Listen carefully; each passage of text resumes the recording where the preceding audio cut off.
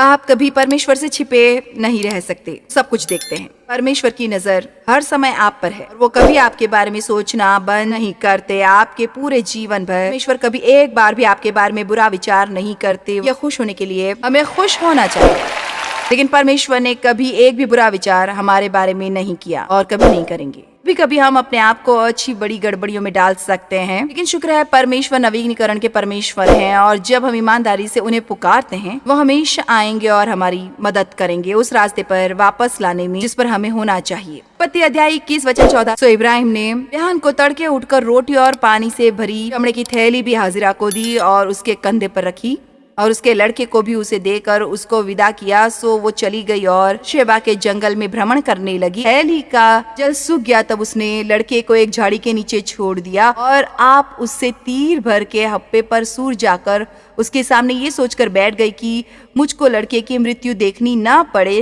उसके सामने बैठी हुई चिल्ला चिल्ला के रोने लगी। लड़का भी अपनी आवाज बढ़ा के रोने लगा और परमेश्वर ने उस लड़के की सुनी और उसके दूत ने स्वर्ग से हाजिरा को पुकार के कहा, है हाजिरा तुम्हें क्या हुआ? मत डर, क्योंकि जहाँ तेरा लड़का है वहाँ से उसकी आवाज परमेश्वर को पड़ी है। पहली बार मैंने देखा कि बाइबल में बहुत सालों पहले मुझे वास्तव में ऐसा लगा कि जब वो लड़का रोया परमेश्वर ने आके उन्हें उनकी गलतियों के लिए दंड नहीं दिया। उन्होंने केवल ये कहा, मैं जानता हूँ तू कहाँ है। क्या आप समस्याओं, दुख या पाप में खोए हुए हैं? क्या आप अकेले हैं? क्या आप बीमार हैं? शायद मौत से डरे हुए हैं? क्या आपको त्यागा गया है? क्या आपको नामंजूर किया गया है? क्या आप अपनी सभी गलतियों के परिणामों के साथ रहे और क्या करना चाहिए इसका जरा भी अंदाजा आपको नहीं है? खैर जानते हैं, पुकारो और परमेश्वर आपको वहाँ मिलेंगे जहाँ आप हैं।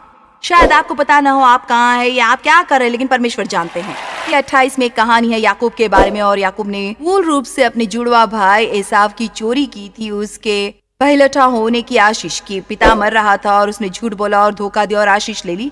खैर वही हुआ जो हमेशा लेता है जब हम झूठ बोलते और धोखा देते हैं। में भागना और छिपना पड़ता है और ये बहुत दिलचस्प है। लेकिन हर एक जो परमेश्वर से भागा वो जंगल में पहुंचा। मैंने कहा जो परमेश्वर से भागा वो अंत में जंगल में पहुंचा। हर एक जो भागा परमेश्वर ने उससे पूरा चक्र घुमा के वापस वहीं लाया, उस चीज का सामना करने के लिए जिससे वो भागा था।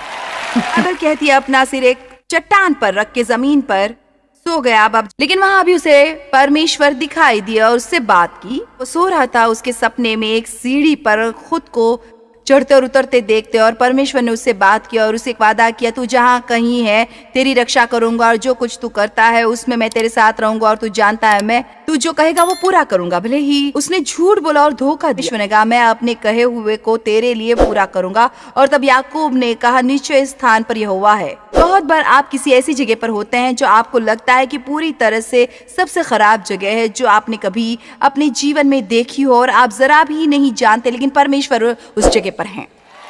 आप जितना परमेश्वर के करीब चलते हैं उतना ही ज्यादा आप उनके वचन को जानते ही आपके जीवन में रोशनी बन के किसी भी अंधेरे में चमकती है। और हमें जरूरत है अपने लिए प्रार्थना करने की। हमें केवल हम जो हर समय चाहते वो पाने की प्रार्थना की जरूरत नहीं, हमें प्रार्थना की जरूरत है।